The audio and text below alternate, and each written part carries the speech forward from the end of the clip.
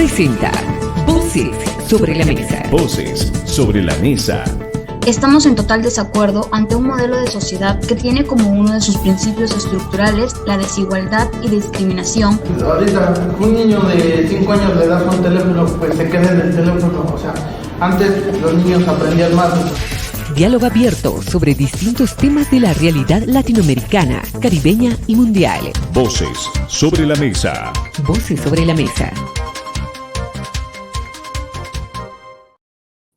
América Latina y el Caribe, qué gusto compartir con cada uno de ustedes en esta nueva emisión del programa Voces sobre la Mesa. Les saluda Yolani Pérez en esta oportunidad desde Radio Progreso en Honduras y por supuesto en esta plataforma continental de la Asociación Latinoamericana de Educación y Comunicación Popular, ALER. Hoy nos centramos en el centro de América, Centroamérica.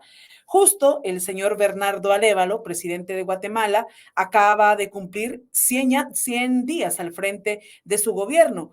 Prometió comenzar a atacar la corrupción y la impunidad, que han sido flagelos muy latentes en este país, pero se ha enfrentado a un muro muy difícil de poder escalar.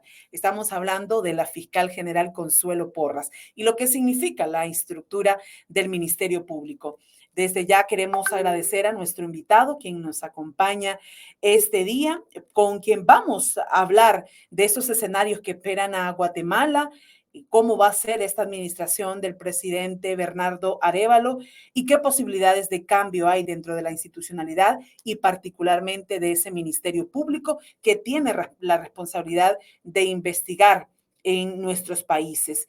Y bueno, agradecemos el espacio que nos está brindando a través de Radio Progreso, porque él es experto en temas de antropología, analista político y también integrante del Centro de Reflexiones NIN Pocón. Si no, ahí nos va a ir corrigiendo por ahí, si está bien pronunciado. Y el nombre es CACOC. Si nos ahí corriges, ¿qué tal? Bienvenido, un gusto. Ya.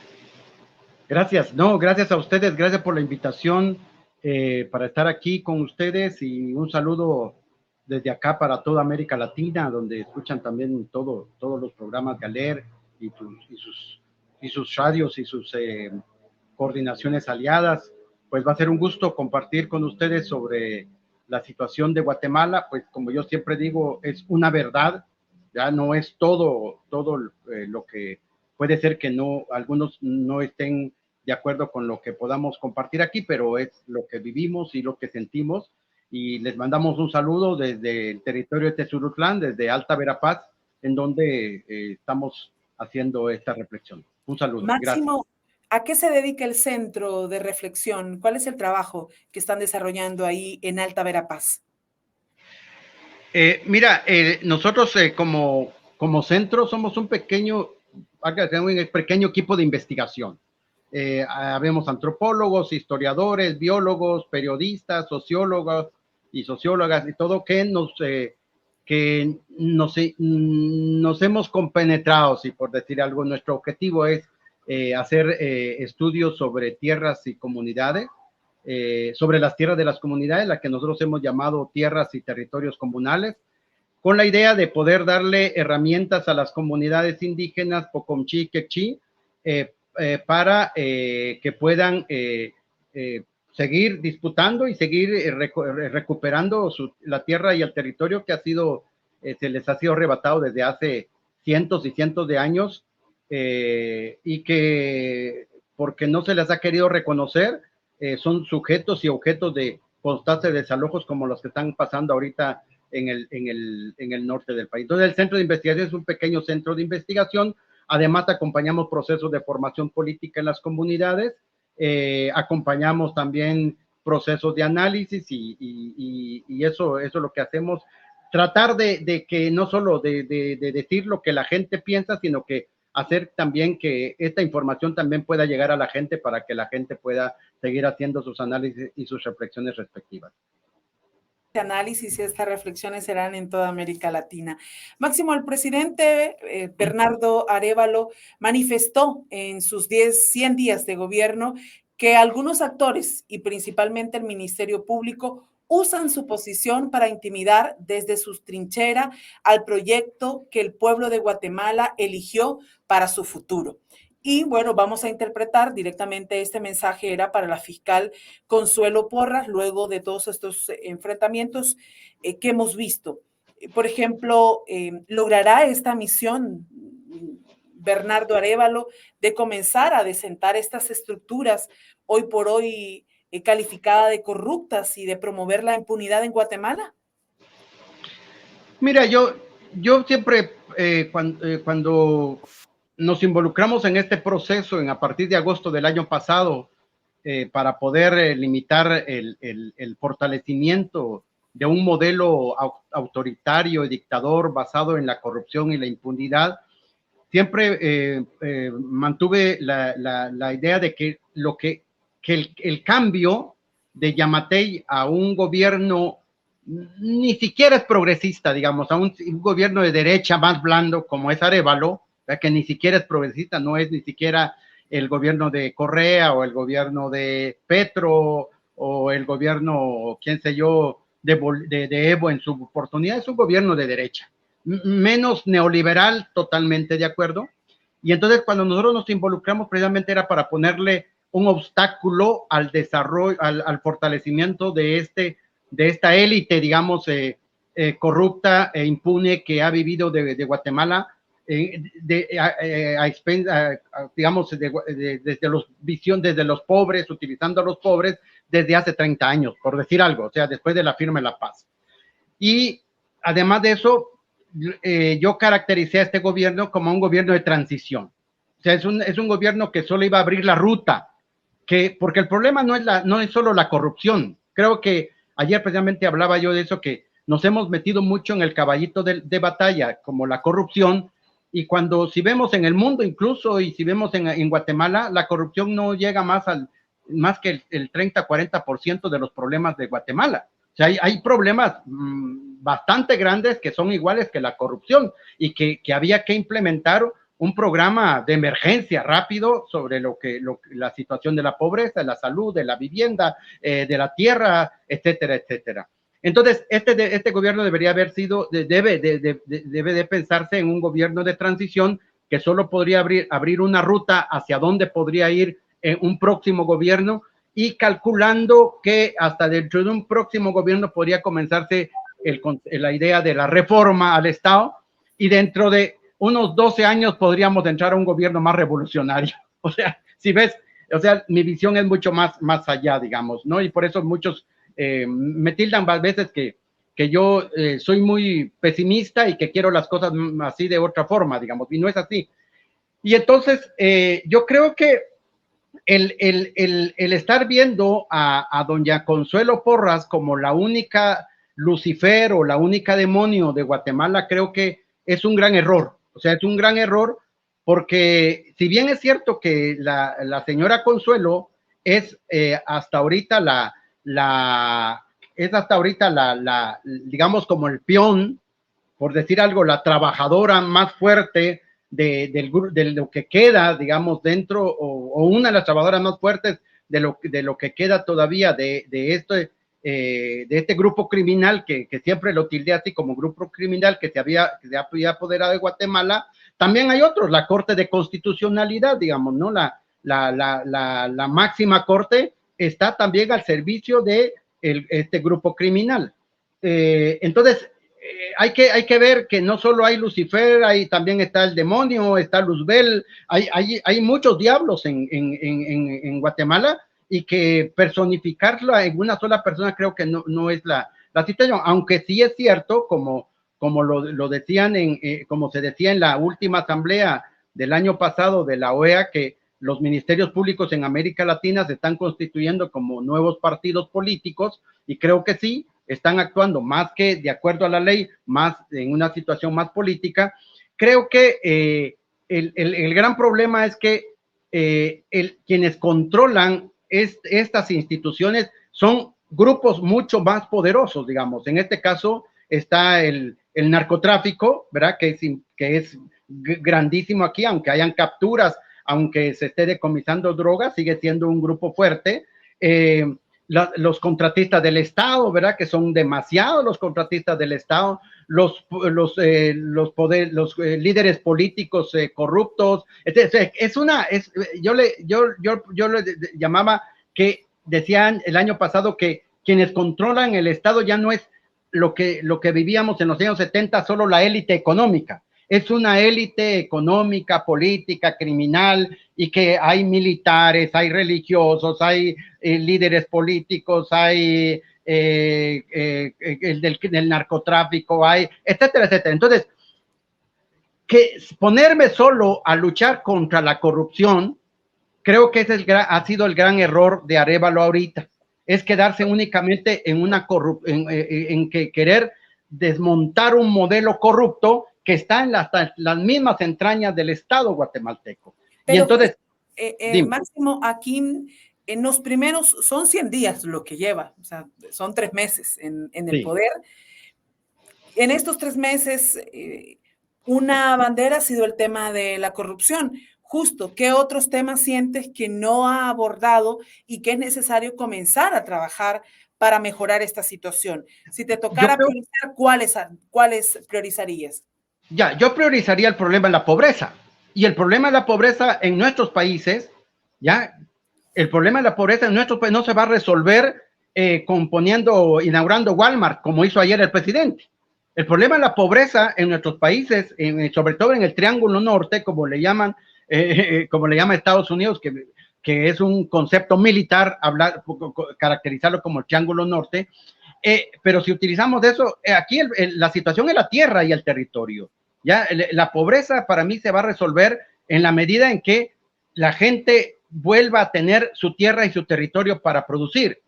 El tema de la salud, o sea, la salud está deteriorada en Guatemala y no se le ve, digamos, ni una ruta para ver hacia dónde va a ir con el tema de la salud. El tema de la desnutrición, el tema de la falta de alimentos, y ahorita sumado a toda la situación del calentamiento global, ¿ves? Toda Centroamérica, la calidad del humo que tenemos en estos últimos días es producto de toda una situación grande. O sea, yo no estoy diciendo que lo va a resolver, no estoy diciendo cómo va a resolver el problema de la pobreza, no, digamos, que plantee realmente agendas reales y objetivas de acuerdo al tiempo que tiene, porque ya se le fue casi pasando los 3 meses, que es una ilusión. Para mí los 100 días era para presentar el plan realmente de trabajo que podría tener en estos 2 o 3 años, porque ya el otro año comienza la campaña electoral. Aquí ya estamos acostumbrados a que inicia un gobierno y comienza la campaña electoral, e incluso los discursos de Arévalo ya parece un discurso de un nuevo candidato. Te lo digo a ti porque se los he dicho abiertamente y que es preocupante. Pero hay situaciones profundas, la pobreza, la salud, la educación, por ejemplo. La educación, o sea, es una educación malísima. La educación, aunque tengan las grandes expertas de educación, el Ministerio de Educación todavía no se vislumbra un nuevo método, un nuevo contenido de educación. Y entonces, no, como digo, no se trata de que vamos a cambiar la estructura ahorita en 4 años del Estado, pero sí, lo que yo siempre planteo es la agenda, ¿dónde está la ruta? ¿Hacia dónde hay que? O sea, ¿cuál es la visión de país que queremos tener? Y es que, por ejemplo, el discurso es que para el futuro de los pueblos, para el futuro de los jóvenes, para el futuro, sí, pero ¿cuál es el futuro? Jóvenes, por ejemplo. O por ejemplo, ¿cuál es el presente y de quiénes se ha rodeado el señor Arévalo en estos primeros meses? ¿Cómo? ¿Cuál es el presente? Y sobre todo la pregunta aquí que te hago es ¿de quién se ha rodeado el señor? Exacto. Por ejemplo, 3 meses. Claro, por ejemplo, yo cuando se eligió al primer gabinete, por ejemplo, yo escribí un artículo que se llama Un gabinete negociado. Ahí había de todo. Habían alacranes, serpientes, de todo tipo, y estaba negociado con los grupos de poder. ¿Y quiénes son los grupos de poder? No es el pleno del CACIF, de la coordinadora de empresarios, ¿no? O sea, una parte del CACIF, pero hay un empresariado que supuestamente se presenta como no corrupto, como Multinversiones de Dionisio Gutiérrez, como Fundesa, que son igual corruptores, digamos, ¿no? Entonces, ¿qué equipo tiene? ¿Quiénes están arriba, digamos, del poder detrás del trono? Pues son estos empresarios que ahora se presentan como los no corruptos y siempre han sido los corruptores del Estado guatemalteco. Si no vemos a Dionisio Gutiérrez, por ejemplo, con la forma como se apropió de tierras y territorios de los quechí para construir Renace 1, 2, 3, 4, etcétera, etcétera. Entonces, ese es el problema, que hay un grupo fuerte de criminales, yo les llamo, de criminales que no solo se han quedado con el presupuesto del Estado, no solo que han vivido del presupuesto del Estado, sino que han empobrecido a la gente con sus proyectos, y les cayó como al niño al dedo el extractivismo, digamos, el modelo del extractivismo, el modelo neoliberal más fuerte, y entonces este grupo es el que no va a permitir, digamos, y no permite que Arévalo pueda dar el otro salto. Por otro lado, creo yo que hay una miopía en este gobierno, porque está tratando de llamar y que esté en su gobierno gente ligado solo a su partido, cuando realmente hay gente fuera de su partido que podrían ser, digamos, funcionarios mucho más propositivos y mucho más objetivos para su gobierno. Pero hay una miopía política al pensar de que solo ellos van a poder salir adelante. Creo que este es un gran problema, y entonces lo que se está perdiendo es un momento rico en donde ya se deberían de haber, lo que yo planteaba el año pasado, se debería de haber instalado ya una mesa técnica de discusión a nivel nacional para que juntos podamos diseñar el país que queremos, el hoy y el mañana. Creo que ese es el gran problema, y nos estamos enredando en esta pelea que se tiene con doña Porras, cuando el problema sí es doña Porras, la señora Porras, pero el gran problema son los grupos de poder, las élites de poder económicas, políticas, etcétera, criminales que hay en Guatemala y que no van a dejar que el país camine por una mejor democracia. Y bueno, son realidades muy similares a la que enfrenta América Latina. Estamos hablando, claro, se ubica Consuelo Porras por estar al frente del Ministerio Público, pero se llama el tema de la independencia judicial, el tema también de investigaciones exhaustivas que siguen siendo todavía retos pendientes para esta América Latina, porque yo te escucho y mucha esta realidad está enfrentando hoy por hoy, por ejemplo, Honduras, está enfrentando otros países de Latinoamérica, de Sudamérica sobre todo. ¿Cómo ha sido ese vínculo del señor Bernardo Arévalo con los pueblos indígenas? ¿Ha creado una agenda en común? ¿Está atendiendo esa demanda que hoy por hoy están teniendo las diferentes comunidades indígenas en Guatemala? Mira, es otro tema que a mí me preocupa, digamos. A mí me preocupa porque, si bien es cierto que se llegó, digamos, se sostuvo esta situación hasta la toma de posesión de Arévalo y fue sostenida por los pueblos originarios, no hay que reducir la discusión pensando que fueron las llamadas autoridades ancestrales quienes detuvieron el problema, o solo fueron ellos quienes detuvieron la ambición de este grupo de poder. Fueron los pueblos originarios, los que están hasta abajo, ya son los que dieron su tiempo, su día, sus horas para detener esta situación, y son los que hoy siguen sufriendo los embates del neoliberalismo.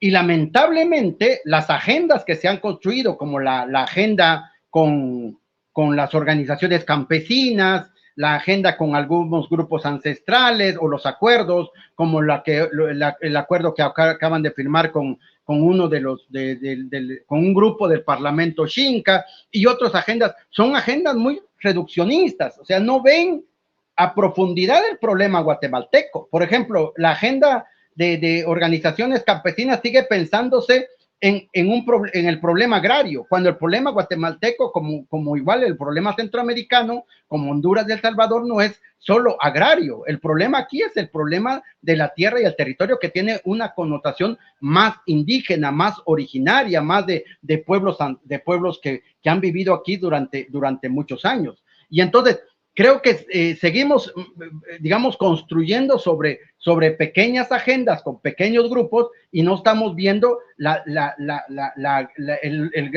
gran situación, las situaciones que hay en cada uno de los territorios. Yo creo que se lo hemos dicho en bastantes reflexiones, bastantes análisis, que incluso antes de la toma de posesión, se los planteamos de que los diputados incluso de Semilla deberían de haber estado en los pueblos, en los territorios, acompañando a los pueblos, hablando a los pueblos, siguiendo con los pueblos. Bueno, ahora ya no lo pueden hacer porque no quieren, porque nunca lo van a querer hacer, pero Arévalo debería de estar no en discursos como reunioncitas, sino que estar cabalmente hablándole a la gente de a pie allá, tratando de hacernos entender que esta situación como va ahorita, sí es difícil, pero con la ayuda de los pueblos podemos salir adelante. Pero no hay, digamos, un llamado a la organización comunitaria, no hay un llamado a la movilización política, no hay un llamado a decir los pueblos que sigan organizándose.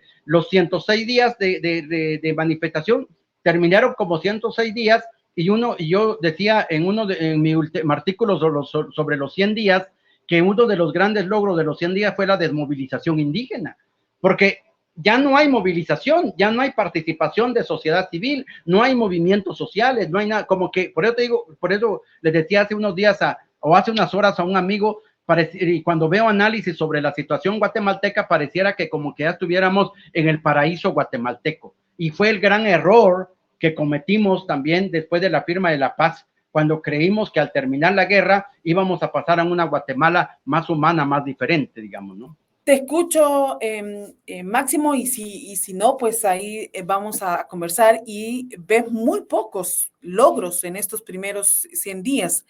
Incluso, creo yo, estás revelando que pareciera que hay una Guatemala de la que se conoce por fuera y otra de los hechos que se están viviendo. Es así, digamos, no ha significado ningún cambio real el señor Bernardo Arévalo para los y las guatemaltecas. Yo creo que, yo digo que si hablamos de cambios, digamos, lo que podemos ver, uno de los cambios hay que valorar, digamos. Si lo vemos desde los cambios, hay, digamos, el mismo hecho de que podemos hablar ahorita. O sea, hay más libertad de hablar, aunque con los otros gobiernos lo hacíamos, no importaba qué, pero no hay tal vez no hay un peligro de que te puedan amenazar y que te pueda salir, tenés que ir huyendo, etcétera, etcétera. Digamos, es uno de los cambios. Hay una posibilidad de decir cosas, de hablar cosas, de incluso analizar la situación y todo eso. Segundo cambio es que creo que la intención misma de poder, digamos, atacar la corrupción estructural, digamos, tratando de por ejemplo, sacar a dos ministros, a un ex viceministro, por corrupción, eso puede decir, bueno, por ahí podría ir alguna cosa. Otro cambio podría ser, digamos, que es un gobierno que sí hay más apertura de diálogo, hay más apertura de platicar con él, hay más apertura de si querés, de buscar formas de acercamiento. O sea, eso, ahí nomás. Pero que se vislumbre, como te digo, en el futuro. No es que pretendamos que Guatemala vaya a cambiar de una vez en 30 días o en 100 días, digamos, ¿no? Pero que no pretendemos eso, pero que lo que uno quisiera ver es, como te digo, es hacia dónde queremos llegar, hacia dónde vamos a ir, ¿ya? Porque lo que estamos viendo es la alianza esa típica de los gobiernos con los grupos de poder, o sea, con los mismos que han usurpado y han utilizado todo el territorio para su servicio, digamos. Y eso es, y no tiene, Arévalo no tiene la posibilidad de detener esto. Por ejemplo, solo ayer un desalojo en el norte, en la región nororiental de Guatemala. O sea, más de 1,000 policías desalojando a 15 familias, ya, a petición de un finquero. Ahorita hay otro desalojo. Ya hace un mes un desalojo, una cooperativa desaloja a 29 familias. Y Arévalo no dice nada. El presidente no habla, no dice, miren, vamos a ver, por lo menos que diga, vamos a ver cómo lo resolvemos. Una incapacidad incluso de atender a estas familias con ayuda humanitaria. Ya hay una incapacidad, una Copadec que que no tiene ni la función de ver cómo intervenir en un desalojo. O sea, hay una indefensión de las comunidades indígenas, pero también hay un crecimiento, y eso es cierto, hay un crecimiento de la violencia, digamos, de la violencia en Guatemala. Entonces, yo creo que sí, si vemos avances cosméticos como esto de que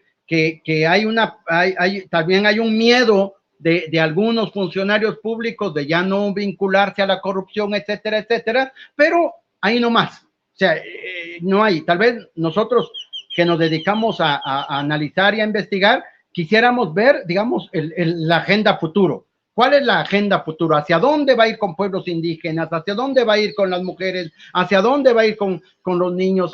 Etcétera, etcétera, etcétera. Creo que no se ve, y eso es nuestra preocupación, porque cuando yo le llamo, por lo menos mi preocupación, porque cuando yo lo planteo o presento a este gobierno como de transición, el peligro es que podemos ir a un modelo de transición más peligroso, porque los grupos de derecha y el fascismo puede retomar el control, y es lo que está retomando. Están saliendo de las cárceles, Sinibaldi está saliendo de las cárceles, Otto Pérez Molina está saliendo de las cárceles, genocidas están saliendo de las cárceles, porque aunque por la independencia de poderes también no puede intervenir en el sistema de justicia, etcétera, etcétera, pero los grupos de poder están más fuertes que nunca. O sea, hay una fortaleza, y eso nos puede cobrar la factura si es que no se actúa bien.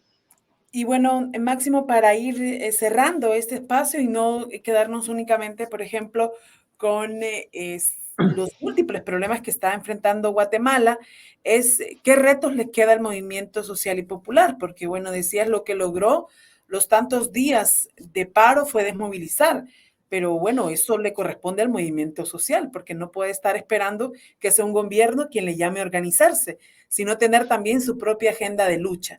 ¿Qué llamado le harías al movimiento popular guatemalteco, al movimiento indígena territorial? ¿Qué les corresponde hacer frente a esta oportunidad que se está abriendo en esta administración? Mira, yo no sé si te voy a decepcionar, y yo no sé si, como digo, te voy a llevar a un estadio muy pesimista. Y cuando tú dices, no es necesario que el gobierno llame, pues si no hay, el gobierno también puede tomar la función como hace, por ejemplo, Petro, decir, vamos a las calles. O sea, pero aquí no hay movimiento social. O sea, en Guatemala no hay. Máximo, cuando te decía eso, por ejemplo, es que en Honduras, incluso la presidencia está robando los espacios cívico-democráticos, porque aquí se mueve el movimiento social cuando ella la convoca. Es falta de independencia. Entonces, exacto. Hay una propuesta y una agenda del movimiento popular. ¿Cuál crees que tiene que ser en Guatemala? No, exacto, por eso te digo, o sea, aquí, o sea, no hay nada que robar porque no hay movimiento social en Guatemala. Por eso te digo muy pesimista, no hay movimiento social. O sea, la movilización de los 106 días, si lees uno de mis artículos, digo, la movilización de los 106 días superó a los movimientos clásicos, a los movimientos históricos, ¿ya? Los movimientos históricos se encerraron en sus oficinas y aparecieron después de la toma de posesión para firmar convenios con Arévalo, pero no hay. Ayer mismo lo hablaba en un grupo de 20 gentes o de 10 gentes, y decía que nosotros deberíamos de haber seguido movilizándonos, porque cabal lo que tú dices, ¿cuál es el papel del movimiento social? El papel, su papel es la oposición, su papel es ya sea la oposición o facilitar procesos. Eso debería ser el papel del movimiento social. El movimiento social su trabajo es hacer acciones extraparlamentarias. Aquí no hay movimiento social. Aquí lo que hay son un grupo de ONG que se divierten en cada uno de los hoteles haciendo talleres, pero no hay movimiento social. O sea, no hay un movimiento social fuerte, reivindicativo, como lo que teníamos hace, qué sé yo, todavía en el 2010, 2012, 2013, 2015, digamos, ¿no? Entonces, aquí hay que construir de nuevo movimiento social. Y es más, te lo digo, es triste, pero hasta tenemos que volver a reconstruir la organización de las autoridades ancestrales, porque se dividieron por los puestos que les ofreció Arévalo. Hay una gran división, hay grupos ancestrales que dicen, sí, estamos con Arévalo, y al rato lo están criticando. O sea, hay cosas ahí que a veces no encajan. Entonces, yo creo que Guatemala, para que podamos trazar el norte hacia donde queremos ir, se necesita de una nueva revitalización y una nueva reestructuración de los llamados movimientos sociales, que hay mucha gente que está interesada y que está ahí discutiendo, bueno, cómo le vamos a entrar, porque realmente nos quedamos así, como que sin nada. Y yo creo que, bueno, entonces nos quedaríamos con ese reto al tema de recuperar ese tejido y ese trabajo en los territorios de la gente en Guatemala. Agradecerte profundamente, Máximo, por habernos acompañado. Ojalá que volvamos a coincidir en otros espacios de análisis, esos análisis a profundidad que tanto requiere Guatemala y América Latina. Gracias. Con gusto. Gracias a ustedes y que estén bien. Y agradecemos también a usted, amigo y amiga, que ha estado pendiente de otro programa Voces sobre la Mesa. Nos sintonizamos la próxima semana por ALER. La Asociación Latinoamericana de Educación y Comunicación Popular, ALER, presenta Voces sobre la Mesa. Voces sobre la mesa. Estamos en total desacuerdo ante un modelo de sociedad que tiene como uno de sus principios estructurales la desigualdad y discriminación. Ahorita un niño de 5 años le das un teléfono, pues se queda en el teléfono. O sea, antes los niños aprendían más. Diálogo abierto sobre distintos temas de la realidad latinoamericana, caribeña y mundial. Voces sobre la mesa. Voces sobre la Mesa.